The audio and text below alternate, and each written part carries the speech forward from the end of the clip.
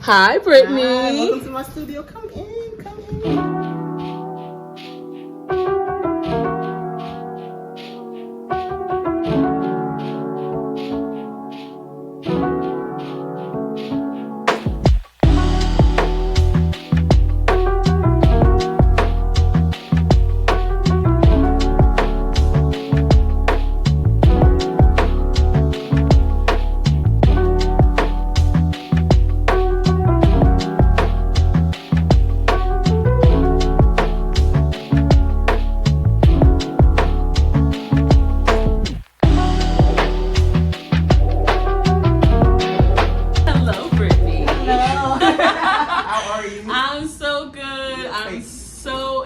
To finally interview you. Yes, This is yes. coming, I don't know, I feel like it's been months that I've been trying to catch up with you. I know. I've been all over the place. You have. Well, yes. Brittany just finished a solo show here at Fireworks Gallery. Yes. And these are one of the few pieces that are remaining because it was a very successful show. It was. I was so proud of my Congratulations. Thank you. And Camden Fireworks literally did so much for me to market it. Yes, it was amazing. So I feel like everyone knew about it, you know what I mean? Right. And I was sharing about it because, of course, I came to the show, and the footage that I took when I was here will be in this video as well. Yes. And so when I was posting my footage from the show, so many people were like, "Oh, I know Brittany!" Yeah. So it's crazy because I've been here for 7 years, and just a little backstory, this is me and Brittany's second time, because I did come to her show, but this is our second time ever meeting in person, right? Yes. So I used to have studio space here at Fireworks, and this was my former studio. Yes. So I feel like we just have like such a kinship because we occupy the same studio space at different points. That shocked me. That's crazy. What? Yes. Same exact studio. Same exact studio. This was my home for a year and 3 months. Nice. Yes. Nice. So, okay, what I know about you thus far is that you're from Camden, New Jersey. Yes. At some point you left, and then you came back because the name of her show was Coming Home. Right. Right? Yep. So tell me a little bit about that. For one, were you born here and raised here? So I was born here. I was born right at Our Lady of Lourdes Hospital. That's over on Haddon Avenue. Yes. They don't deliver babies anymore. Oh, they don't? Back in 1984, they did. Okay. So I was born there, and I actually... The same year my husband was born. Yes. So I was born there, and I actually lived in Parkside until I was about 13. Okay, so Parkside is a neighborhood here in Camden. Right. And my family decided to move to Orlando, Florida in 1997. Oh. So we was like, okay, well, we're leaving. It was just a sad thing. We just said, Camden is very tight. You know what I mean? It's a very tight-knit community. Absolutely. Yeah. So it was really sad to leave all our friends and things like that. Went to elementary school. But, you know, I think moving there was a good thing because that's actually where my art career or art it started in Orlando. Exactly. Got it. And plus, Orlando is so diverse. There's so many people there from other places. Okay. Orlando's one of those transient cities, so people come and visit, tourists, and then they end up moving there. Wow. So that's actually how we ended up there. My mom visited. Did she visit like Disney World? She never went to Disney, but she used to come down, and my grandmother. Actually, her best friend lived in Orlando.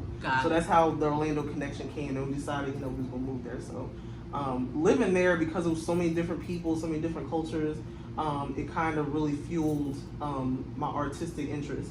Okay. So actually, I love Orlando because of that. Yes, and then I decided to come back home to Jersey. Yeah. So you haven't even been back a year, or how long have you been back? I moved back to Jersey in 2019. Okay. July 2019. Okay, gotcha. So it's been a little bit right before the pandemic. Absolutely, yeah. Okay. So let me ask you, were you at a juncture where you discovered your artistic ability in school because maybe you were like in a gifted and talented program or a magnet program? Always been into art. So ever since I was a kid, pretty much it started with, summer programs right here in New Jersey, going to art classes, things like that. I took art classes in high school, and I actually was pretty good at the art class. I remember I bet you were. Yeah, I was pretty good. My teacher, I want to say his name was Mr. Thomason. I can't remember.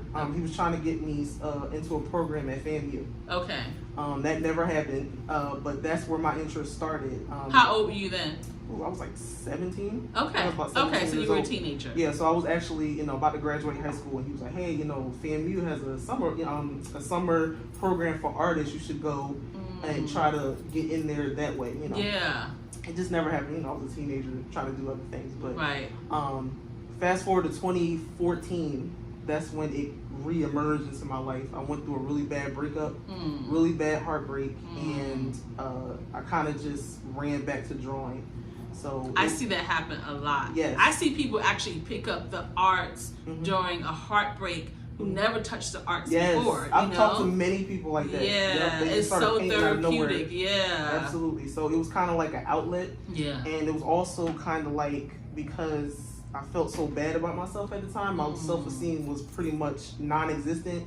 I kind of was creating this world of like these beautiful, confident women because I wanted to be that. So I was making this world of it was almost like childlike.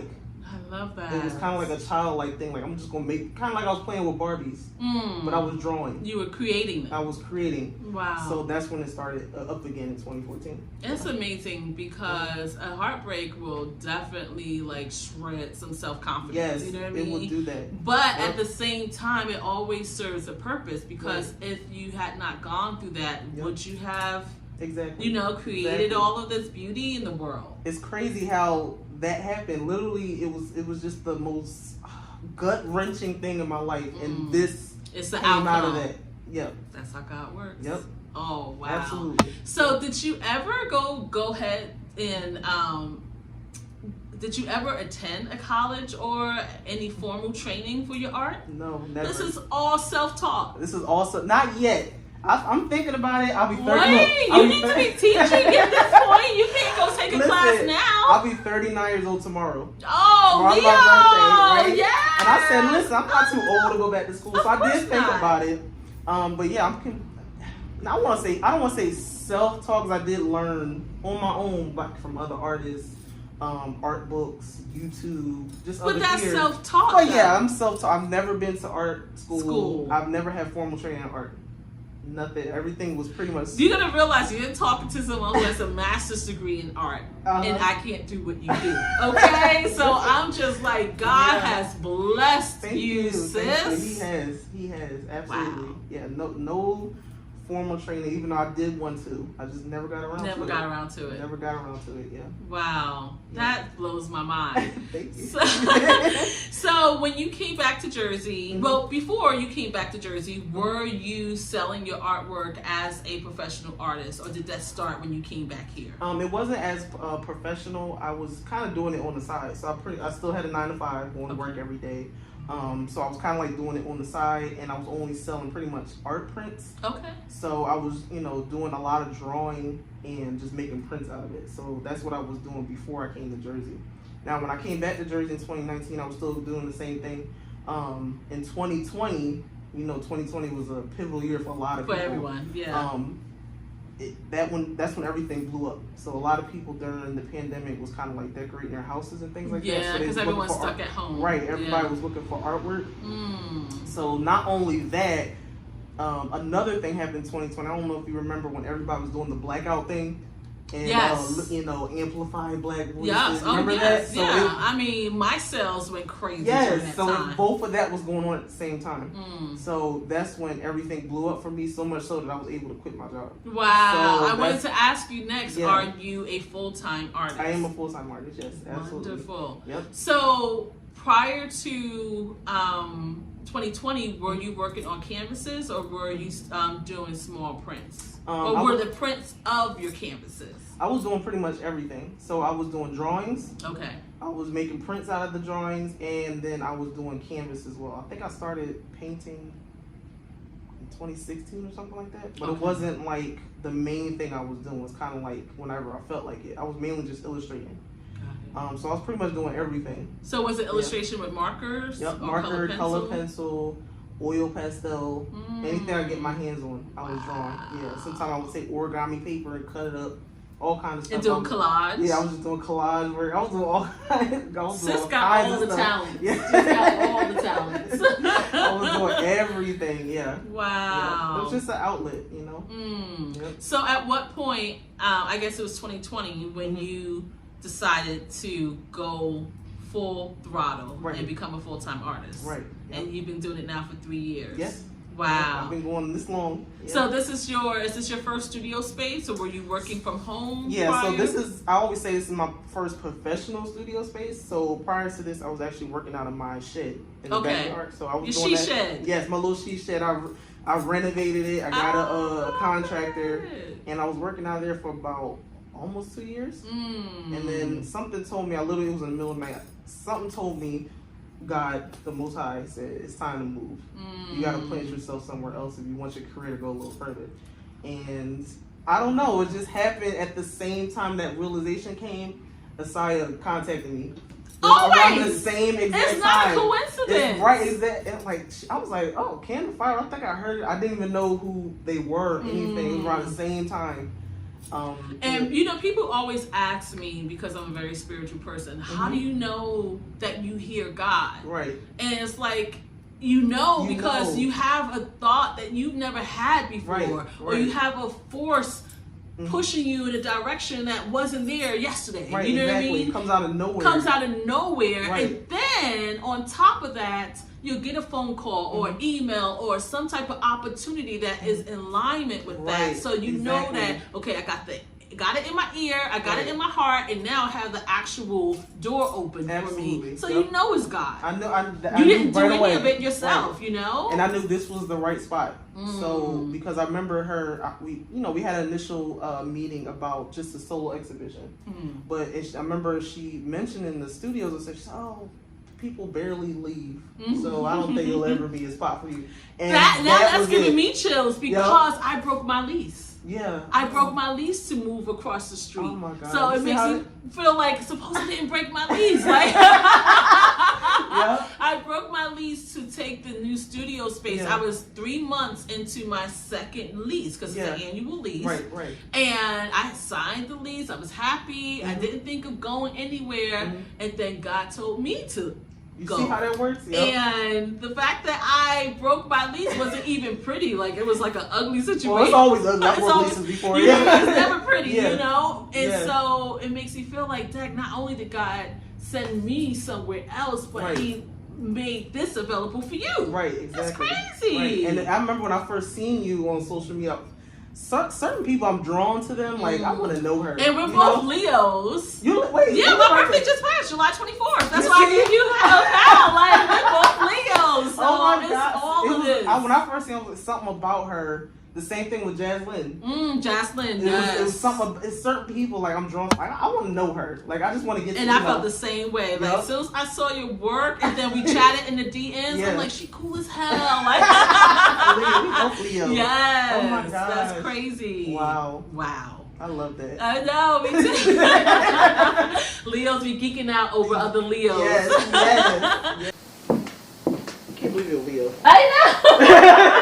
Can't believe that. Yes. All right. So I want to know, how's it going just being a full-time artist? Because I know you're a mom also. How do you juggle? You know, you have commissions, you have shows, you have exhibits, you have a child to raise. Like, how do you have like a process where you kind of prioritize all the things that you juggle? Yeah. Well, I mean, it's difficult sometimes because I am a mother. I actually have 2 daughters. Oh, I only met one. So one's 14, and then I have a little one. She's 4. You have a little one. I have a little one. Yeah. Now she has autism. Okay. So it's a little extra, which is why my mom is with me. So my mom helps me a lot. That's the Matter of fact, this past month it was so busy for me with the exhibition. Black Girls in Art Spaces came out. It was a lot of events going on. Oh, not only that, but didn't you have PBS come? PBS came, and then like, she's a whole star.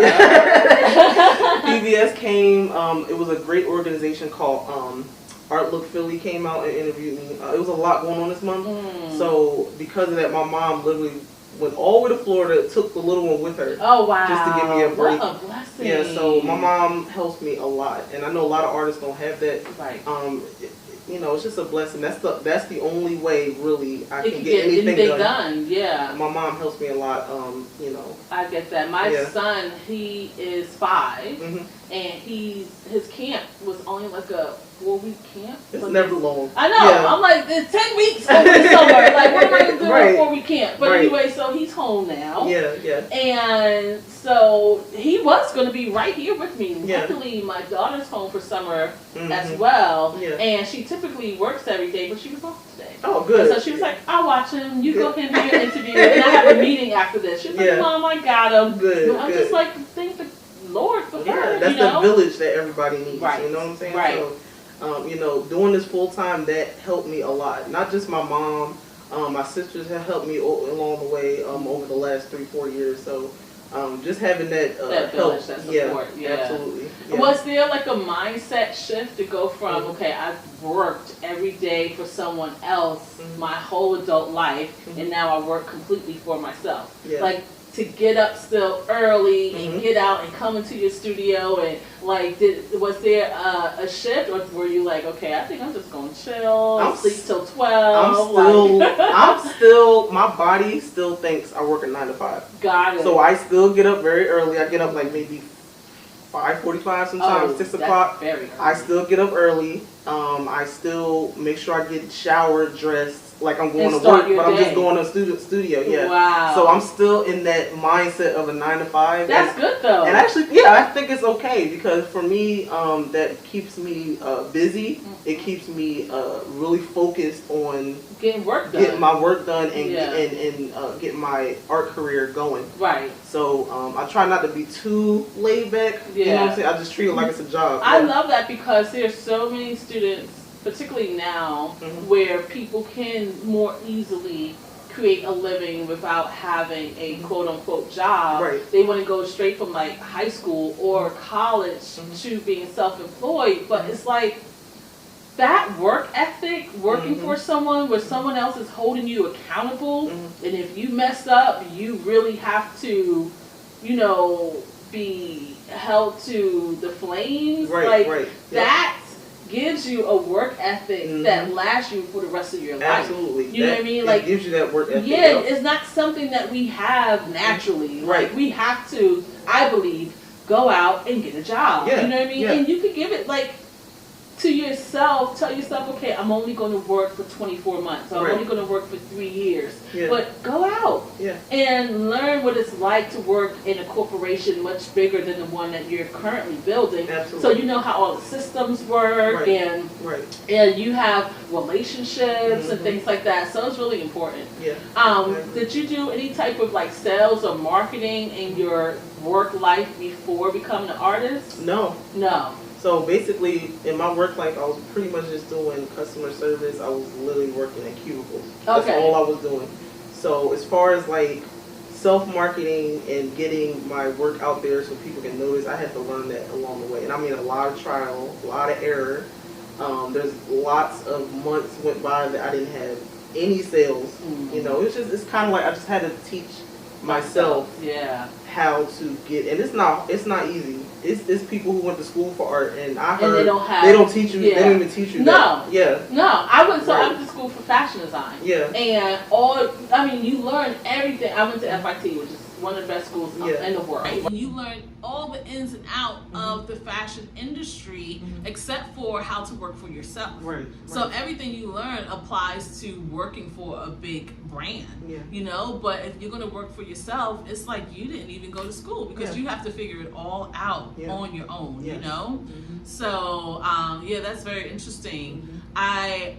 I watch as a fan, you know, all your IG posts and your reels, and just seeing you in your studio creating your work draws me in, you know, because like you were saying, your characters evolved from a space within yourself, and each of them, I assume all these I thought they were portraits of real people. No. Because they all have a richness within. They all have a deepness. You look in their eyes and it's like they're telling you a story. Right. You know what I mean? So the fact that this all came from inside is just they're all blowing my mind. Imaginary They're all women. fiction. They're all imaginary women. They're not real people. Amazing. And it just pretty much came out of just me. This is all me. These are all incarnations of you. And even people said, your artwork the girls kind of look like you a little bit. And I'm like, yeah, I can see that. That usually happens when you have figurative artists and it comes from their imagination. It's literally a piece of them that they're putting on canvas. So I can see why some of them would look like me. Yeah, they're all out of my imagination. Wow. Yeah, so do you ever, because I just see black girl magic all over the place, but do you ever do men? Yes. You do? I do men. Okay. I actually have a piece that I'm about to start soon. It's going to be 2 men. Okay. So they're just 2 homeboys. That's something I never really do. Okay. I just had to throw something different now. And I get that question asked a lot. Like, do you do? Yeah. So actually the painting behind that is on auction right now. Is a man. Oh, behind this. I'll show you. Yeah. Okay. But I usually, when I paint men, they're not by themselves. It's usually a couple. Okay. So it's a man and a woman. But this one I'm gonna just do 2 homeboys or whatever. So that's no women involved, no lipstick, no lip gloss. I'm gonna try to do this. So yeah. I can't wait to see it. Yes, I can't wait to start that one. Yeah, I'm excited. Do you take commissions? I do take commissions. Yeah. Okay. Actually, I do commissions usually twice a year. Okay. What is the biggest size work that you do typically? Like, is this your typical size? This is my typical. So this is a 48 by 48. 48 by 48. Now that is rare. So sometimes I do 48 by 60. So that's a 48 by 60. But this is my typical size. Okay. Now I did decide to start doing smaller pieces, kind of like those 2. Those are 36 by 36. Okay. Just because they're easier for people to collect. Though that one too, that's a 20 by 20. Okay. People eat those up. I bet. Because they're thinking about wall space in their house, things like that. So I am going to start doing smaller pieces just for that reason. Got it. But yes, I love this size here. It's perfect. Yeah, yes, it is perfect. It's so big and it's great for like right behind your sofa. Right, exactly. You know, it's just a focal point. Right. You know. Right. Yep. Yeah. And so, I wanted to ask another thing because your work is the fact that you're self-taught blows my mind because. Like, I'm looking at this piece here, and I'll pan the camera over there in a minute, but how you go back into space, and then all the details are there. Like, in this particular one, we could see everything in the forefront. You know, she's enjoying, a little feast. She has a baby on the hip. But you can see that there is a room behind her, and you can see the details of the room behind her. Like, you can see the architecture of the room. You can see, the plant life. And so it's like you don't leave anything undone. No. There's so much richness. I remember watching you do, I think it's this one, because you were putting all the little flowers in the field. And I'm like, it's just so detailed and realistic. Where does that come from? I mean, so many people kind of like blur their backgrounds and just, they just want you to focus on one particular thing. But it's like you go on a trip into these portraits. So what is that about? Now, this one in particular, the mom and the daughter, I kind of had a vision. Usually when I do pieces like that, it's always like a different time period. Okay. I look at her as being in the future. So kind of like this world of just black people, royalty. That's what I was thinking. And I envision her being a beautiful plus size woman with this beautiful chunky baby. So I'm not finished that one yet, but that's why I wanted to have oranges and just this beautiful fruit surrounding her. Now those details, the reason I like to do detail work is because I like to look at detail work. So whenever I go to exhibitions, I love pieces where I can just stand there and look at every single part of the painting. And for a while I wasn't doing that. I was just doing stuff like this, kind of like just a pretty girl staring at you. Which is fine, but I said I can do better than that. You know what I mean? I have a whole imagination. I wanted to get there. And I just started doing really detailed work. And the past exhibition, I noticed those are the type of paintings that people were standing there just staring at. Just staring. Yeah, I can't stop looking at. Right. So that is what I want the viewer to really study the piece. So when I go, that's what I do. I am constantly just like, I'll just stare at it. So how often do you go to museums and get inspiration and things? I go to the Philadelphia Museum of Art all the time. I go, yeah. Yes, I go a few times a year. Yes, my favorite section is the old medieval art. The reason I love it is because of the details. I love to look at the clouds and like this piece here is gonna have gold leaf on the edges. Ooh. So I love the old gold. I love stuff like that. So did you see the Matisse exhibit? No, I didn't. Oh, it was Is it still there? I don't think so, because I was there in December and saw it. I didn't see it. Okay, it was really good. I know it was. Yeah. Yes. But I love the Philadelphia Museum of Art. There's a young lady who had an exhibition right before the pandemic hit, actually.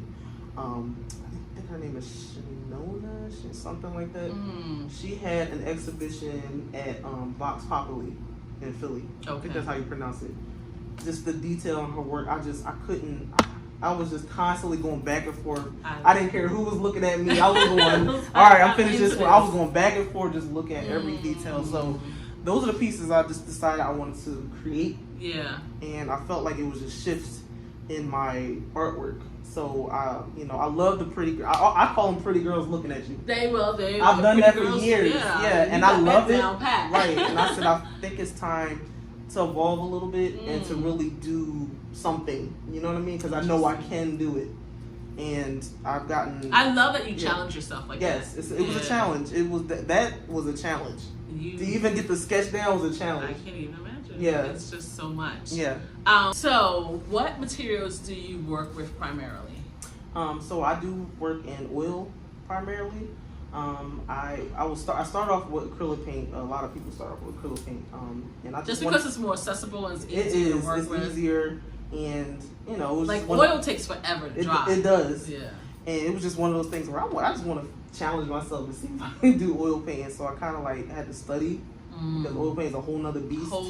Yes, and there's still some techniques in oil painting that I can learn.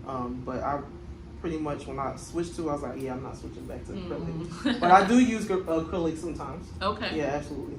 So that's the two main things I use. Gotcha. Now when I'm illustrating, I use color pencils and alcohol markers. Yep. Do you still ever do any collage work?